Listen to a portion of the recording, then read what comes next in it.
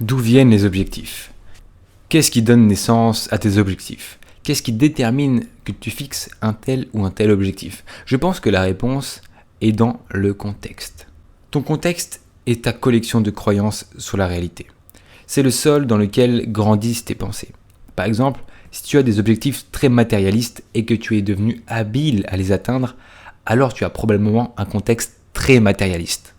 Tes croyances sur la réalité sont enracinées dans le matérialisme. Tu auras tendance à prendre des mesures qui te semblent raisonnables. Et la question du caractère raisonnable trouve sa réponse dans ton contexte. Ce qui est raisonnable pour toi dépend de la façon dont tu vois la réalité. Ok, tu me suis? Tu ne prends aucune décision basée sur la réalité elle-même, n'est-ce pas? Tu vas comprendre. Tu prends en fait des décisions basées sur ton interprétation de la réalité. Ton entrée sensorielle, tes souvenirs et tes pensées et croyances constituent ta carte de la réalité.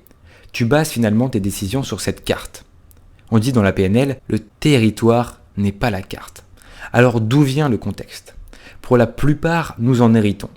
Nous apprenons nos contextes en absorbant les contextes d'autres personnes.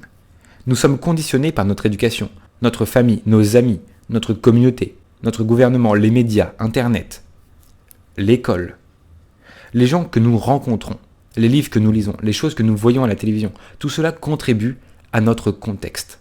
Il nous aide à déterminer comment interpréter la réalité. Même ce site web, même cette vidéo YouTube, même ma chaîne YouTube apporte une petite contribution à l'élaboration de ton contexte. Par exemple, qu'est-ce que le mariage? S'agit-il d'un arrangement juridique ou un sacrement religieux pour toi? Une connexion entre deux âmes sœurs? Est-ce que ça a à voir avec le couple? La manière dont tu réponds à cette question dépend de ton contexte. Demande à différentes personnes et tu obtiendras en fait différentes réponses. Après avoir atteint l'âge adulte, la plupart des gens ne changent pas beaucoup de contexte. Il est possible que tu te fixes déjà et que tu as déjà atteint de nombreux objectifs, mais que tu te remettes à peine en question sur ton contexte. C'est comme être un agriculteur qui cultive année après année essentiellement le même sol, la même parcelle de terre. Cela semble très naturel et normal. Il s'agit simplement de faire ce que tu as toujours fait. Tu peux obtenir des résultats intéressants dans la vie simplement en vivant dans ton contexte actuel. Mais si tu en apprends également à en manipuler d'autres. Et plus proche encore de ça, si tu apprenais à manipuler ton contexte, tu pourrais accéder à un champ d'expérience encore plus vaste. Chaque contexte est une lentille à travers laquelle tu vois la réalité. Et chaque lentille améliorera certaines parties de ta vie et en affaiblira d'autres. Le problème est que la plupart des gens se sont tellement habitués à leur contexte actuel qu'ils en oublient qu'ils en ont un. Ainsi, ils confondent leur contexte avec la réalité, plutôt que de voir la lentille telle qu'elle est. Au cours des prochaines semaines, même après cette vidéo, je t'invite à réfléchir au contexte dans lequel tu vis actuellement et à d'autres contextes qui peuvent s'incrémenter à ta vie. Est-ce que tu peux rajouter d'autres lentilles à ta vision? Tu l'as bien compris que ta vie n'est qu'une interprétation de la réalité en fonction de ton filtre, en fonction de tes lentilles. Parfois, des événements externes peuvent nous propulser dans un nouveau contexte. Par exemple, après le 11 novembre, de nombreux Américains ont connu un changement de contexte. D'autres n'ont pas été touchés en grande partie. Cependant, as-tu déjà entrepris intentionnellement un changement de contexte? As-tu déjà changé intentionnellement ton interprétation de la réalité juste pour voir? Par exemple, t'es-tu déjà demandé: je vais essayer une autre religion cette année, je vais essayer une autre façon de voir les choses, de changer de perspective? J'ai déjà fait des vidéos là-dessus.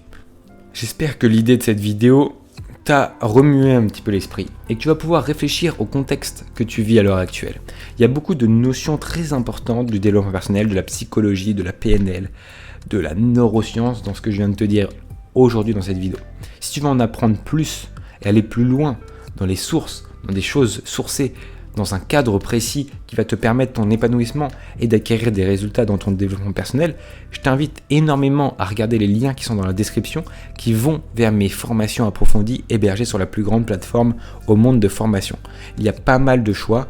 Là pour l'instant, il y a 5 formations que j'ai mises en ligne, que j'ai mis disponibles, parce qu'il y en a d'autres que j'ai fermées aux inscriptions. Il y a déjà plus de 650 personnes qui ont suivi mes formations. Je te conseille d'aller jeter un coup d'œil, vraiment, ça te donne un contexte et un cadre pour vraiment te développer. Ok ? Si tu veux juste en apprendre plus et te divertir avec mes vidéos, tu peux t'abonner et mettre ton plus beau pouce bleu. Moi, ce que je veux en fait, c'est que tu deviennes ton nouveau toi. C'est qu'ensemble, on devienne notre nouveau moi. Qu'on améliore notre personne tous ensemble. C'est pour cela que je te demande aussi de mettre des commentaires ou de venir me contacter par Instagram @nouveaumoi.fr. À très bientôt, c'était Victor Brook et on se dit à la prochaine.